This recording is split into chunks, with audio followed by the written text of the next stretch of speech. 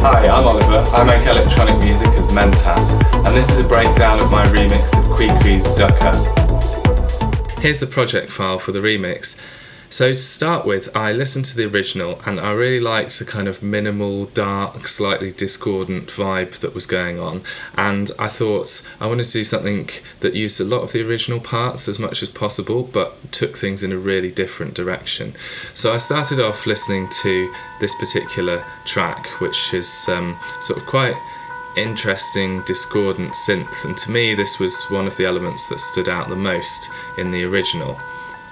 And so I definitely wanted to use this, but I wanted to take it in a bit more of a melodic kind of vibe, and this part's very different to that. So what I decided to do was, first of all, I put it through kind of a filter, and I had it sweeping around so it would come in and out. And then I also used the clip volumes in Ableton Live to just chop out some of the notes. And I had to play around with which ones that I would use. I cut out some of the notes that were a bit more discordant, and so created a bit more space here. And then I had the filter coming in to just make it slowly filter in and out. So that was the start of things, and then I thought, okay, let's keep developing this particular line. And so one of the things I did was use Ableton's Pitch-to-MIDI, convert melody to new MIDI track, so that I could work with it in a different way. So I converted it to a new MIDI track, and I had a go at setting it up on the bass. So I got a bass sound going in Diva, which is one of my favourite software instruments. Set up very much like a mini Moog at this moment, and I got it playing that part on the bass. Actually kept all the notes in for this.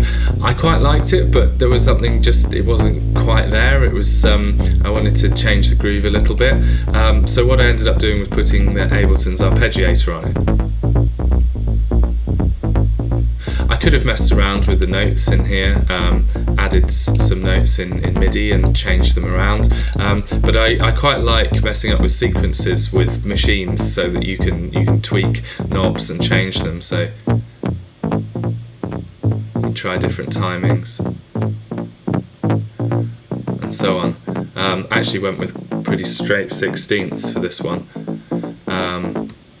and so that created the bass line. So I carried on with this MIDI note, and I loaded that up. I've got that in a group here called main melody, and I loaded that up on a synth called Flow Motion, which I use quite a lot. This is kind of, I think of this as a software version of the Electron Digitone. It's a 4-operator FM synth with a sort of analog style filter, various effects and so on. I would have experimented quite a bit with different sounds, but this is what I ended up with, which is the original line, but with more of a kind of melodic sound, I guess.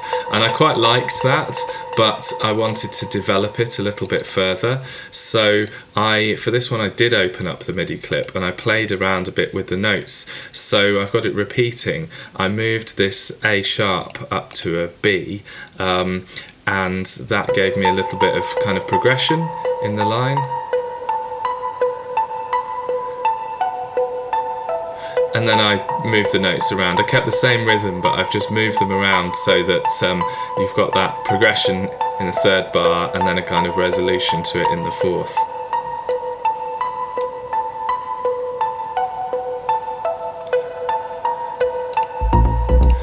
So that, along with the bass line, that afterthought synth, which isn't sort of really playing at the moment, then I thought, okay, that's the theme, that's what I want to go with, and that's what I'm going to structure this track around. So I built up that main melody sound quite a bit with some other bits. I put a sawtooth synth behind it, which is a fairly simple Diva patch, playing the same thing just to beef it up. And I also put this in it, which is recorded as audio. This is a synthesizer that I built. It's a MIDI box project. It's called an MB-6582, and it's based around the Commodore 64 SID chips. So you can get some really interesting sounds out of that. It's got 6 LFOs per voice, so it's quite good for making very odd modulated sounds. So I put all those together. That's just the original one. I put them all together, and you had that kind of main line. You can hear I also added in a synth that's just playing white noise in the same rhythm, and that was just to, it sounds really obvious when you listen to it like this, but in the main track you don't necessarily hear it that much, but it just helps that part to really cut through and have a bit more of a transient to it.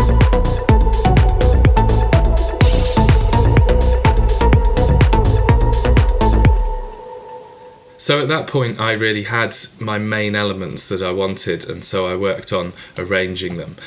So I started off with the intro, with that part coming in. There's another little digitone part in there, and I decided I wanted to bring the drums in, bring the bass in, kind of have the bass building up and then dropping, having a bit more of a break, and I really wanted quite a progression in the groove before I got into the main break, which brings in that melody. That doesn't happen until 4.5 minutes into the track, so I needed quite a lot more to make this groove more interesting and have more stuff going on.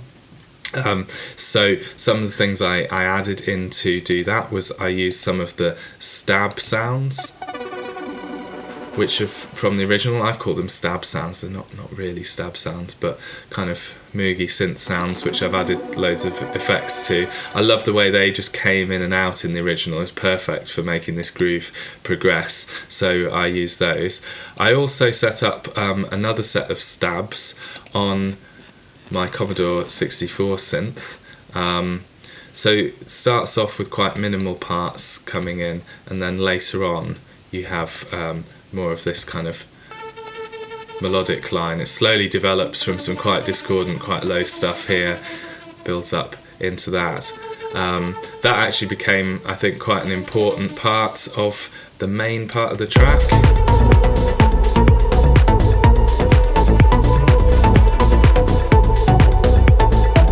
Now you can see quite a lot of clips in here that are actually turned off throughout, deactivated clips here. So that's really because I just tend to build things up too much and just stack loads on top of each other. So I spent a whole period of time just going back and turning off stuff that I felt didn't need to be happening, so that it built up slowly. So although it feels like a sort of progressing groove, relatively straightforward, it takes quite a lot of time to arrange that. And for the build up and the kind of main drop, I had these pads as well, which came from the original parts, the pads and a kind of choir type sound, and then later on I added in some of my own pad sounds as well, just to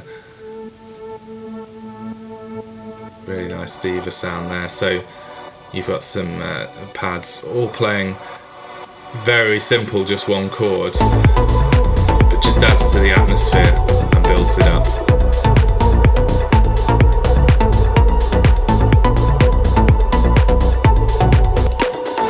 So in the end I managed to take a whole bunch of parts from the original, use them either in their original audio form or to create some new melodies and a new groove. We've got the bass line as well coming from that.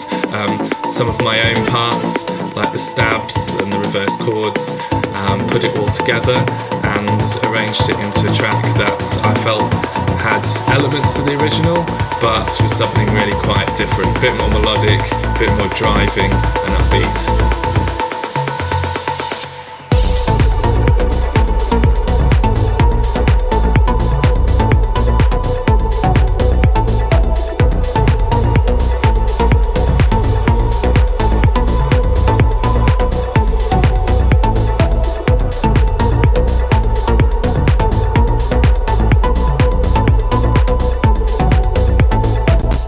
So that's how I made is taking some of the original parts, twisting them round and adding a few of my own.